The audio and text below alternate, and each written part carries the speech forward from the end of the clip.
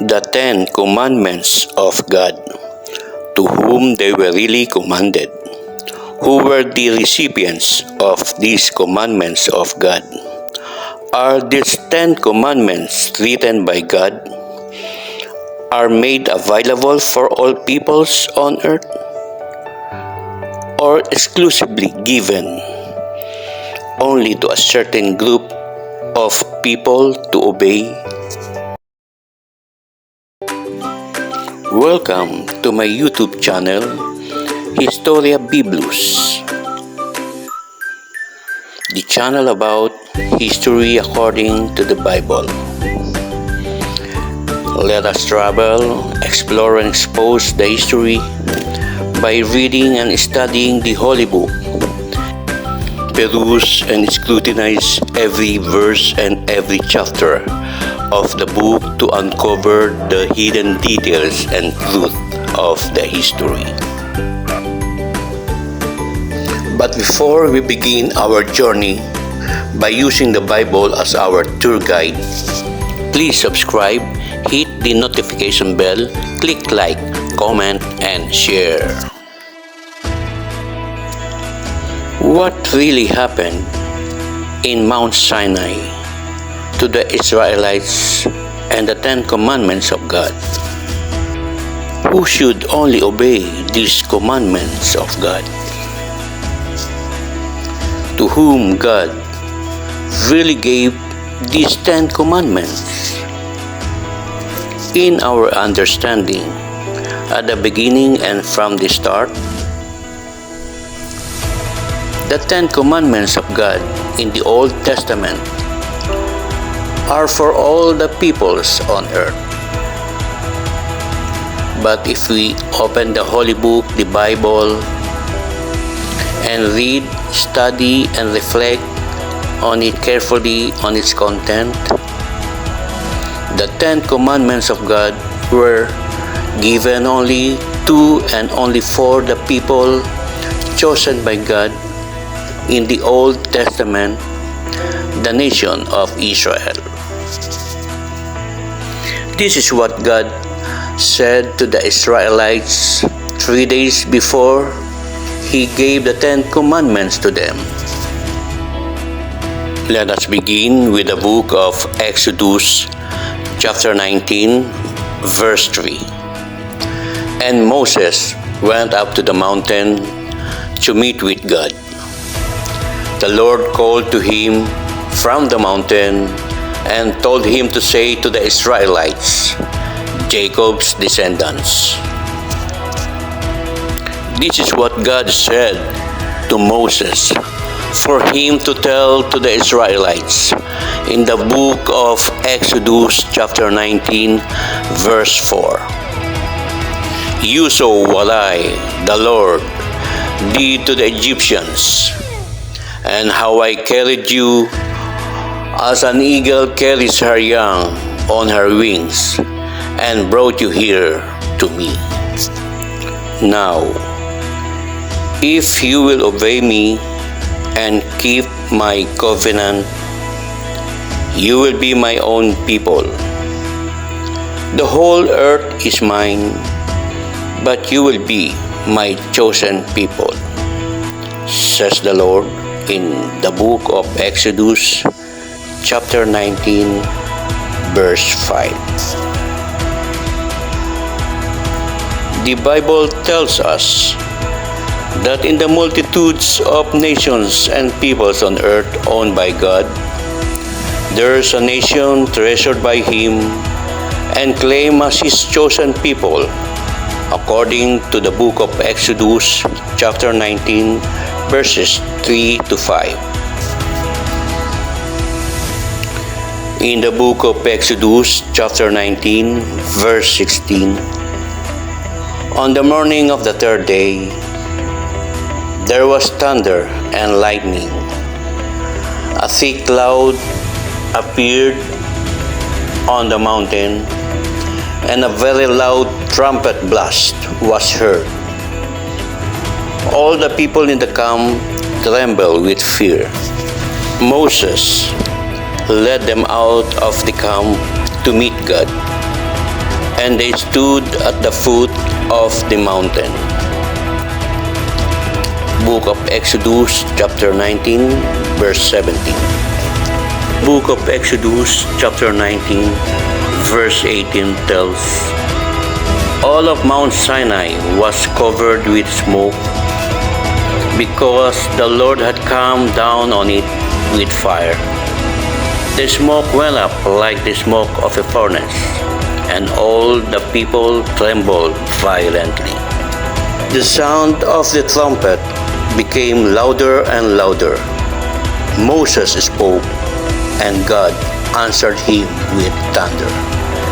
The book of Exodus chapter 19 verse 19.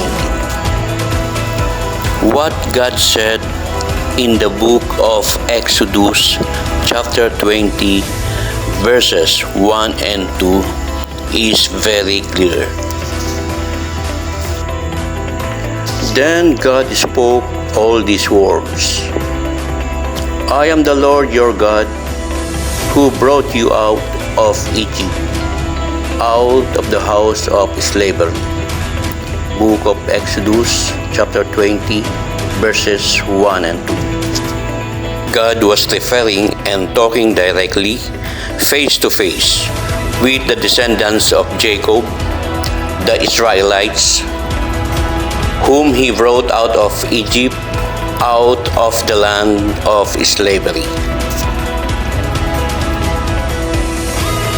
The following verses in the book of Exodus chapter 20, 3rd to 17th verse, are the 10 commandments given by God to the Israelites only, as stated in the book of Exodus chapter 20 verses 1 and 2. God spoke to the Israelites by the sounds of the thunder and trumpet, according to the next verse, the book of Exodus chapter 20 verse 18.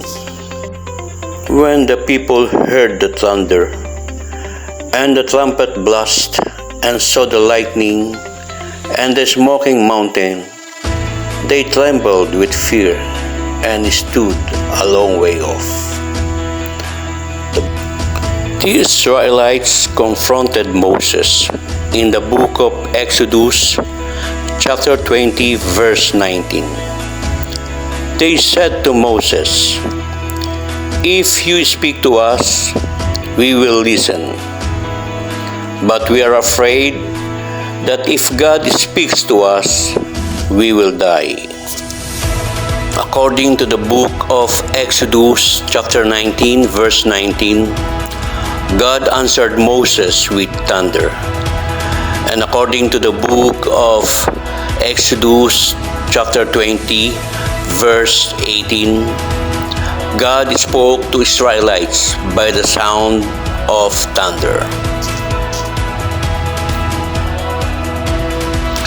What God said to the Israelites in the book of Exodus chapter 20 verses 1 and 2 was repeated by Moses to the Israelites in the book of Deuteronomy chapter 5 verse 6.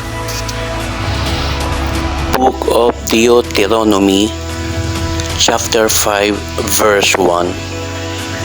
Moses summoned all Israel and said, Hear, Israel, the decrees and laws I declare in your hearing today. Learn them and be sure to follow them. The Lord our God made a covenant with us at Horeb. Moses said to the Israelites in the book of Deuteronomy chapter 5 verse 2. Mount Horeb in the Bible is another name for Mount Sinai, where the Israelites received the 10 commandments, laws, rules, and instructions from God before they continued their journey to the land promised by God. Moses was telling this to the Israelites in the book of Deuteronomy, chapter 5, verse 3.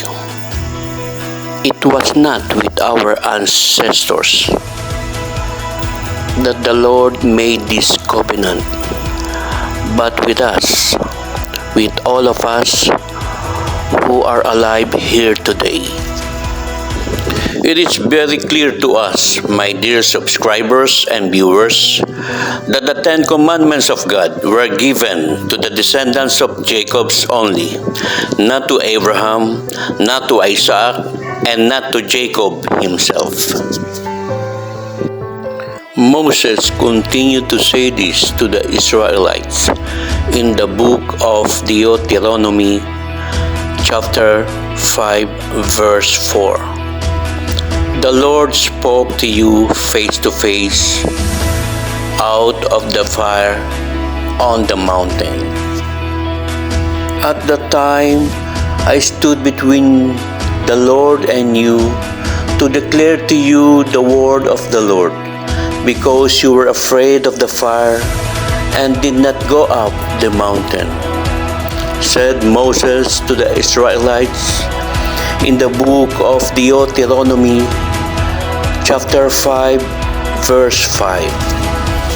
What God said to the Israelites in the book of Exodus, chapter 20, verses 1 and 2, was repeated by Moses again to the Israelites in the book of Deuteronomy, chapter 5, verse 6. The Lord said, I am the Lord your God, who brought you out of Egypt, out of the land of slavery. In the following verses, in the book of Deuteronomy, chapter 5, verses 7 to 21, Moses said to the Israelites the 10 Commandments of God. These words the Lord spoke to all your assembly in the mountain from the midst of the fire, the cloud, and the thick darkness with a loud voice. And he added no more. And he wrote them on 2 tablets of stone and gave them to me. Book of Deuteronomy, chapter 5, verse 22. It was therefore concluded, according to the Bible, in the books of the Old Testament, in the book of Exodus, and in the book of Deuteronomy, that the 10 Commandments of God were given only and only for the descendants of Jacob, the people of Israel, the Israelites.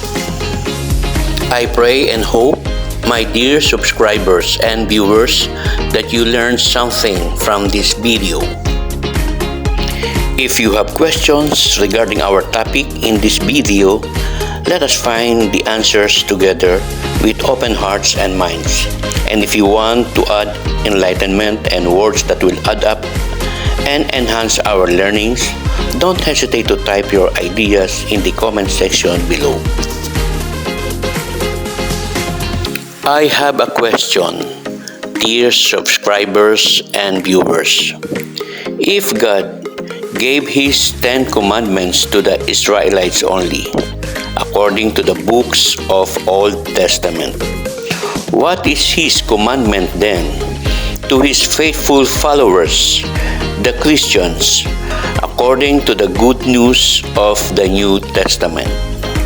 Please subscribe to my YouTube channel, Historia Biblos, for us to continue sharing and reflecting the content and messages of the Holy Book, the Bible. We will see each other again in our next videos. Take good care of yourselves and God bless. Bye-bye.